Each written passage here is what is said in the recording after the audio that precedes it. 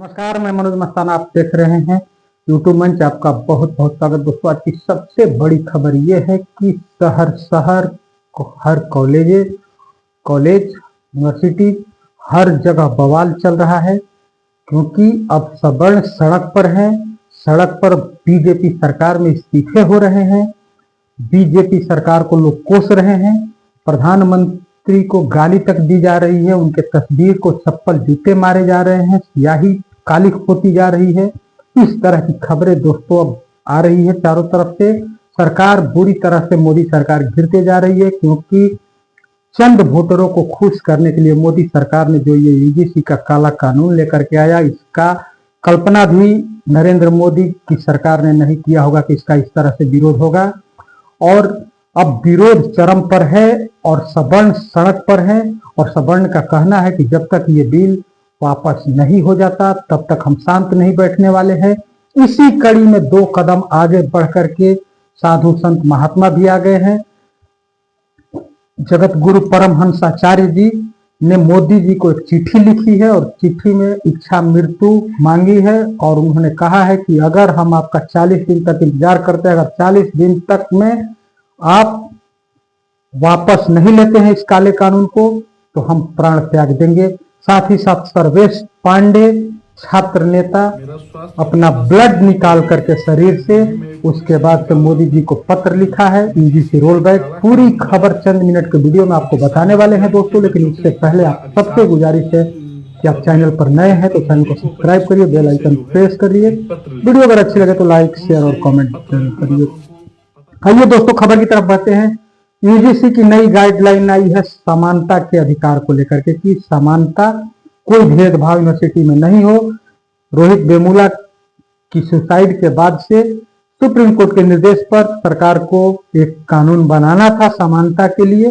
उसी में सरकार ने, मोदी सरकार ने यूजीसी नई गाइडलाइन, नया कानून बनाया, जिस कानून के तहत कहीं ना कहीं सवर्ण को टारगेट करके दरकिनार कर दिया गया और ओबीसी को एससी एसटी में मिला दिया गया, जिसका जबरदस्त विरोध हो रहा है। जनरल मतलब सवर्ण का कहना है कि अगर जिस तरह से आपने ओबीसी एससी एसटी के तहत मिलाया, उस तरह से जनरल को भी रखे होते, उसी में सबके लिए होता।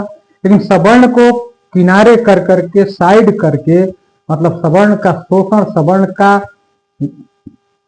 मर्दन करने के लिए ये कानून बनाया गया है, जिसके चलते अब शहर शहर कॉलेजेज यूनिवर्सिटी में हर जगह विरोध हो रहा है।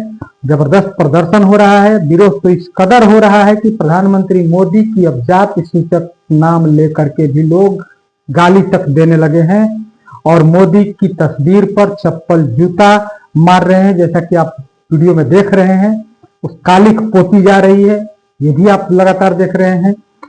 प्रधानमंत्री मोदी कहीं ना कहीं इस बिल को लेकर के एक बार उसी तरह से फंसते नजर आ रहे हैं, जिस तरह से किसानों के लिए काला कानून मोदी सरकार लेकर के आई थी और जिस मोदी सरकार के मंत्री बढ़ चढ़ करके इसको जस्टिफाई करने की कोशिश कर रहे थे काला कानून को, उसी तरह से। हालांकि इस बार की बात यह है कि मोदी सरकार ने कानून तो बना दिया, सबने हस्ताक्षर कर दिया, लेकिन कोई मंत्री मुखर होकर के बोल नहीं रहा है। और सबसे हैरत की बात यह है कि मोदी सरकार में सवर्ण जो है, ये सब के सब चुप है, सबके मुंह में दही जमी हुई है, कोई कुछ नहीं बोल रहा है। लेकिन सवर्ण तबका सड़क पर है, यूनिवर्सिटी कॉलेज में प्रोटेस्ट कर रहा है, जैसा कि आप वीडियो देख रहे हैं। और प्रधानमंत्री मोदी के पुतला दहन तक किया जा रहा है, इस तरह की खबरें आ रही है। वहीं उत्तर प्रदेश में 2 बड़ी घटना है दोस्तों।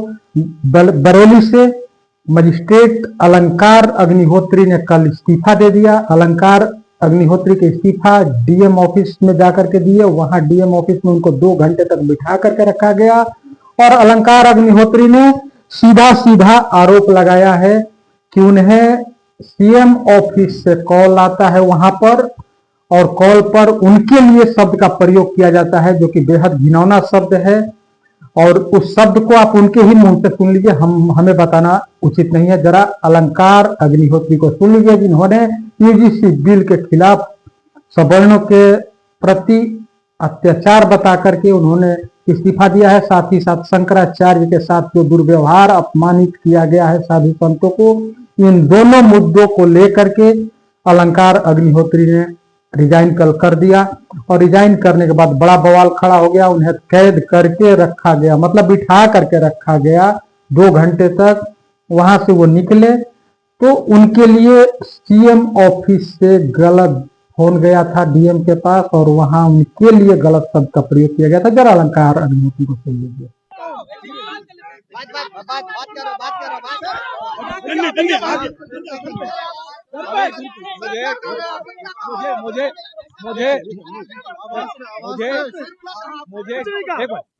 अबे देखो मुझे डीएम आवास में बंधक बना रखा था। मैंने तुरंत सचिव साहब को कॉल किया, वहां बगल में बैठे थे कि मुझे यहाँ बंधक बना लिया। तो इन्होंने मैसेज बाहर पास किया। जब उनको हमने बता दिया कि हमने बता दिया है सचिव साहब को, तो कप्तान साहब भी बगल में बैठे थे, तो उन्होंने बोल दिया कि ये बता चुके हैं। तब हमें तो आनंद फानंद में जाने दिया क्योंकि मीडिया में मैसेज पहुंच चुका था। लखनऊ से उनको कॉल आया जो मेरे लिए बोला गया साला पंडित पागल हो गया है, स्पीकर फोन पे दे। और कप्तान साहब ने जाके बोला कि अभी अरे आप स्पीकर फोन पे सब सुन रहा है। मुझे पता नहीं, अब ये चेक करिए डीएम साहब की पागल बोला है, कहते हैं साला पंडित पागल हो गया है। ये लखनऊ से हम लोग का कॉल आई है, इनसे चेक कराइए, इनके कॉल रिकॉर्ड चेक करिए कि किसने बोला है कि साला पंडित पागल हो गया।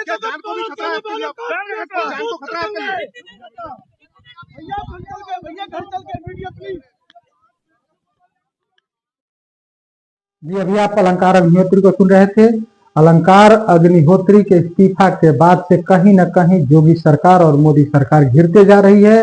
उसी तरह से भारतीय जनता पार्टी के भी बहुत सारे नेता हैं, हम नेता नहीं कहेंगे, भक्त कहेंगे, जो कभी कुछ होता था तो कहते थे कि मोदी जी ने किया है तो अच्छा ही किया होगा।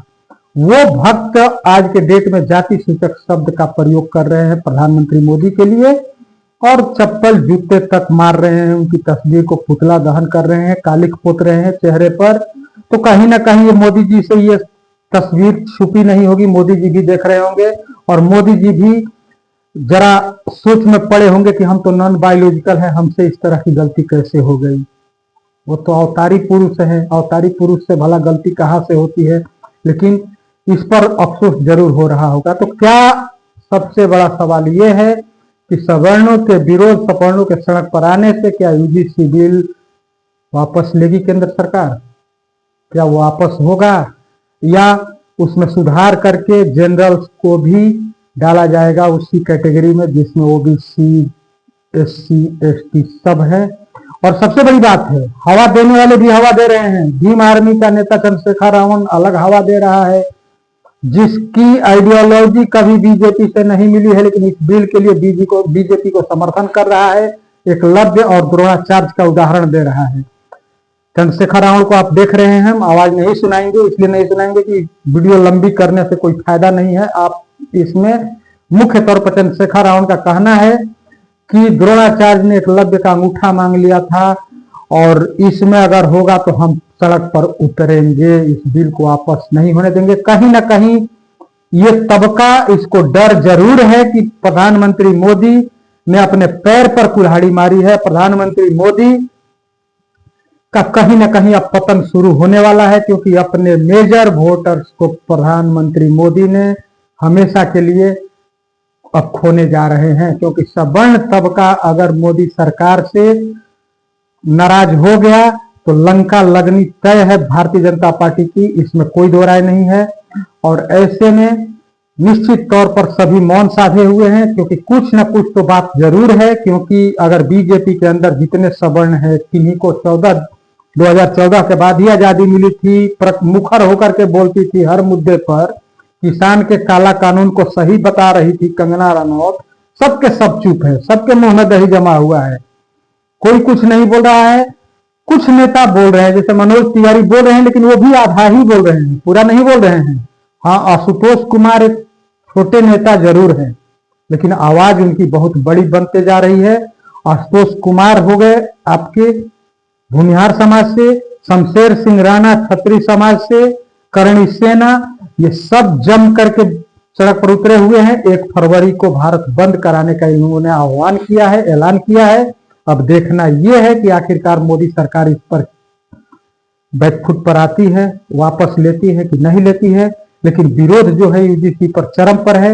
इसी में साधु संत समाज से जगत गुरु परमहंस आचार्य जी को, जिनको आप देख रहे हैं पत्र लिए हुए और बोलते हुए देख रहे हैं, इन्होंने साफ तौर पर मोदी जी को चिट्ठी लिखा है और कहा है कि हमारे लिए तो बाप भाई माई सब कुछ भारतीय जनता पार्टी थी, हम भारतीय जनता पार्टी को बर्बाद होते नहीं देख सकते।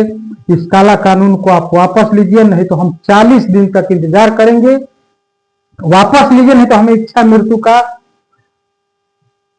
आदेश दीजिए, और नहीं तो हम 40 दिन तक इंतजार करेंगे। अगर आपका कोई जवाब नहीं आया तो हम प्राण त्याग देंगे। इस तरह की भी अब पत्र जाने लगा है पीएमओ में।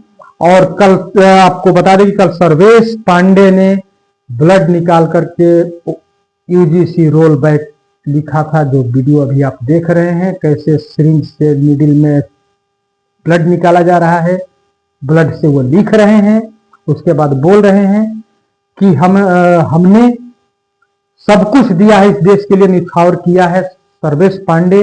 ये सारी तस्वीर प्रधानमंत्री मोदी तक पहुंच जरूर रही है, लेकिन प्रधानमंत्री मोदी और प्रधानमंत्री मोदी के नुमाइंदा सब के सब खामोशी में अभी सांस ले रहे हैं, कोई कुछ नहीं बोल रहा है।